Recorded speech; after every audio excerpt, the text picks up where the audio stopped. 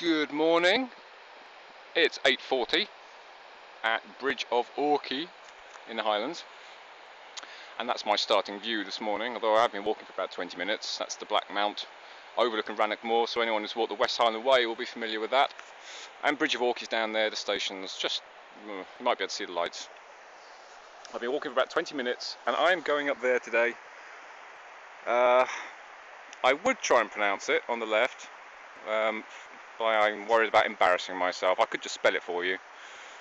Ben and Doi, I think it is, or something. D-O-T-H-A-I-D-H. Lots of consonants, as ever. And the one on the right is Benvironment, or depending on which online thing you use, I've heard 10 different pronunciations, from Benvironment to Benvironment. So take your pick.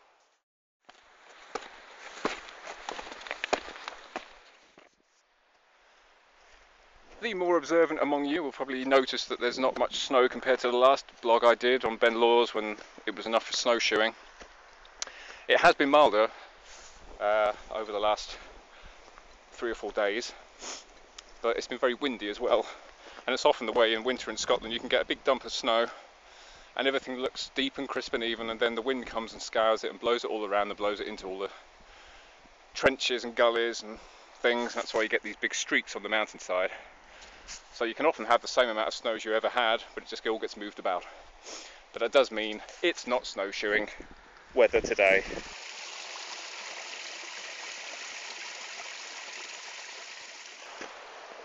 I've only seen one person this morning. I parked in the station, which I think is a bit naughty actually. I don't think I'm supposed to park in that car park. And I've only seen one person, and that was a man ambling around in the car park in his dressing gown in -5. Which it is at the moment, incidentally.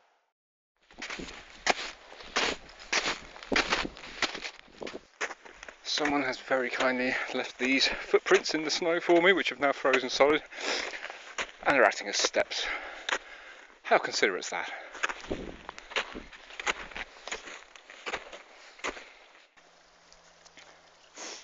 Suddenly in a very grand position, high up in the Corrie. The Corrie is a big bowl that's carved out by glaciers 10,000–12,000 years ago, a bit more.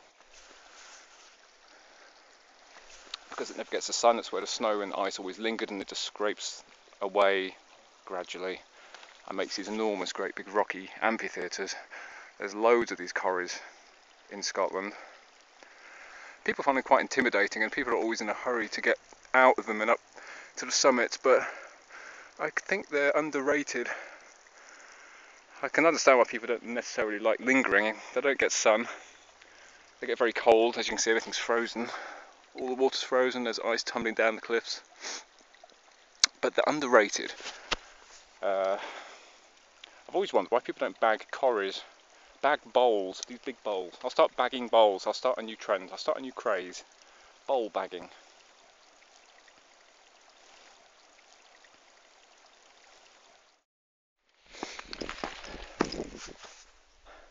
Well, I'm emerging into the sunshine, and the scenes that are greeting me are just wonderful.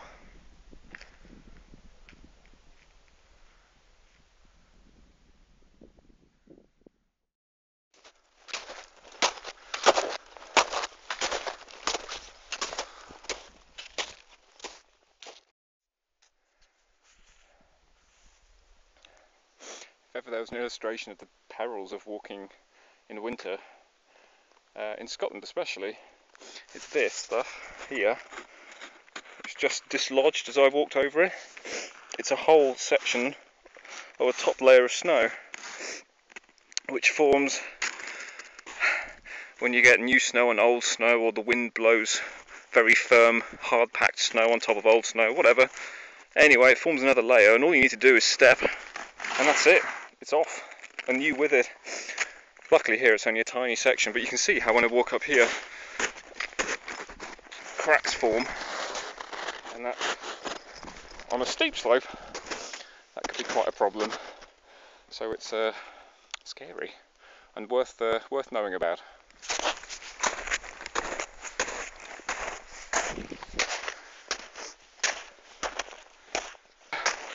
might come as a surprise to some people who don't go out in the hills every week, especially this time of year, is that Scotland does have its own Avalanche Information Service, SAIS, website appearing on screen, and they do forecasts for most of the popular climbing areas in Scotland: Glencoe, Loch Arbor, the Cairngorms, Craigmeggy. So if you're heading out in winter and there's even the remotest chance of snow, and you know it's been snowing, then do check their forecast before you head out. And I'll tell you how deep the snow is, how stable the snowpack is, and which of the slopes, north, south, east, west, are most at risk of avalanche.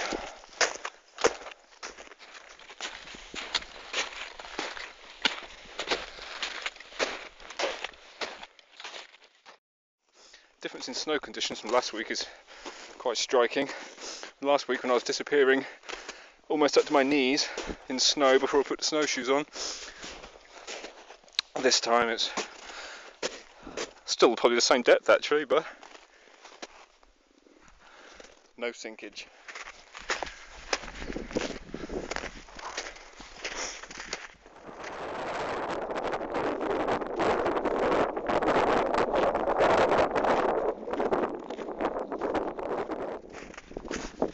While I'm up on the summit plateau of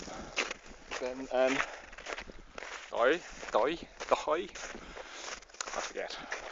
Anyway, it's big, open, white, snowy, and windless again. Very cold all of a sudden. Even though there's no wind, there's cloud coming in over there. As soon as that muck comes in, I'm sure I'm going to be perishingly cold. So if I can get over to there, that summit, sit down, and then have the usual routine of tea, cake, and then some more tea and some more cake.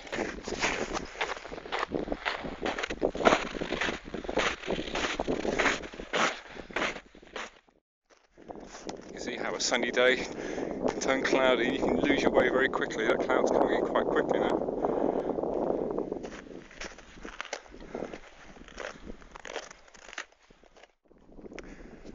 That's the summit, and the clouds come in. I'm just faffing it out in my bag, finding things to eat. All this junk I've got in here, crampons, I'm sure I'm going to use those in a bit. Where is my coat? Oh, oven gloves, always handy.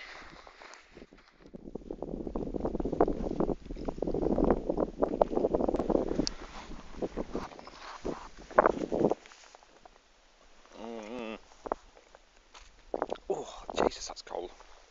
It's a problem whenever I go walking and my water gets so cold in winter, I can't drink enough water, it's too cold.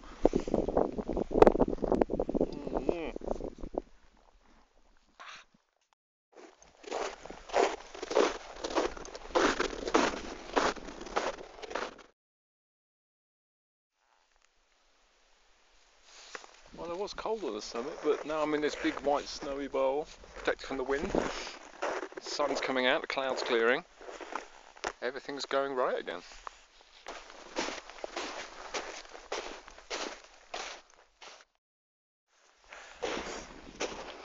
Note to self, bring snowshoes next time. It's not too bad for the most part, but I'm sinking quite a lot in this big snowy bowl that I'm in. And I could do with snowshoes just now, but I can cope, it's fine. And to be honest, if I had snowshoes with me, I would be forever tying and untying straps and having to take my gloves off. And my hands are cold even though I've got my gloves on. Oh, right down to my knee. And that's where we're going next.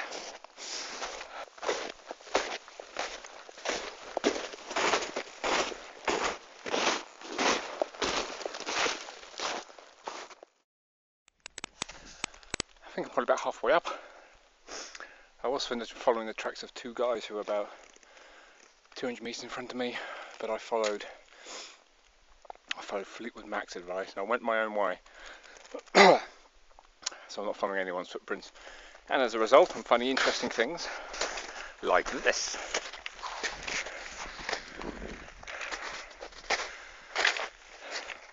A bit bit bigger than the ones that used to snap off the side of my house and eat.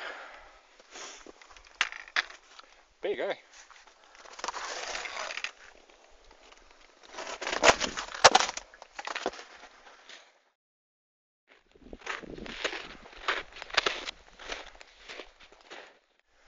It's a funny thing, this hill, because it's so flat coming up, and it's so different to how you see Benvironment from the road coming up north. When you drive up north, everyone will know this hill because of its enormous sort of pyramid cone-like shape it presents. There's enormous grassy slopes, and it's so unlike it on this side. You'd never know it's the same hill.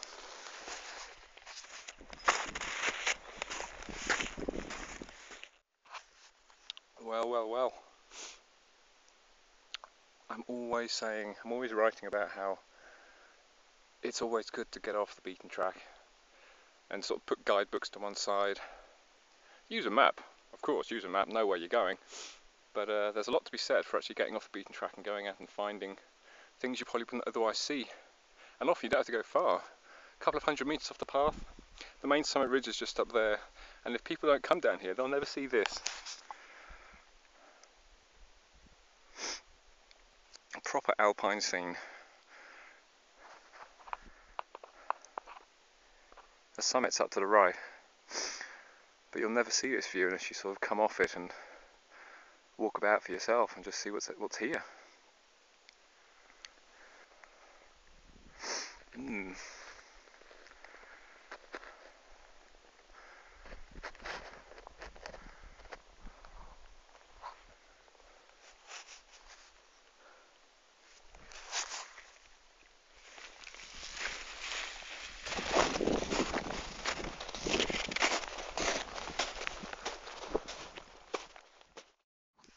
Something to be very careful of as well, other than avalanches, is to be sure that you are standing on solid ground and you don't have thin air below your feet. As you can see, I am actually on rock, but not far away. There's enormous cornices. It can be quite tempting just to stroll over snow, but you never know how far out over overhangs it goes, and you could easily be just standing over thin air, and those can give way, which wouldn't be pleasant.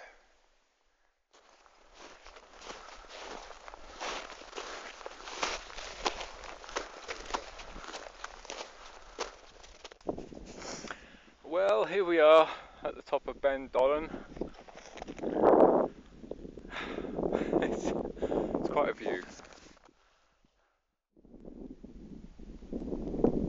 And out there, catching the light, that's Ben Nevis, way over there to the north.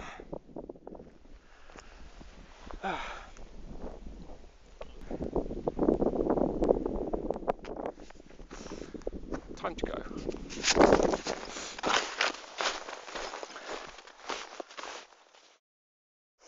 It's crampon time with everything icing up. It's getting cold.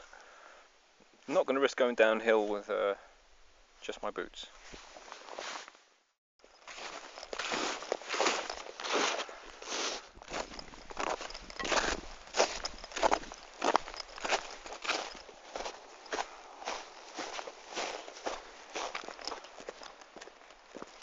Pretty much back at the car.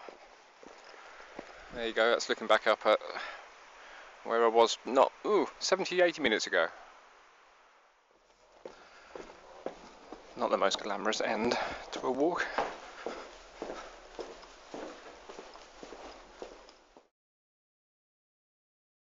Final piece from me. Walk's all finished, but on the way home I get to see Benvironment as it looks from the road going north. And there it is. And you can see how it looks completely different to the hill I was climbing up 2.5 hours ago. Lovely sight.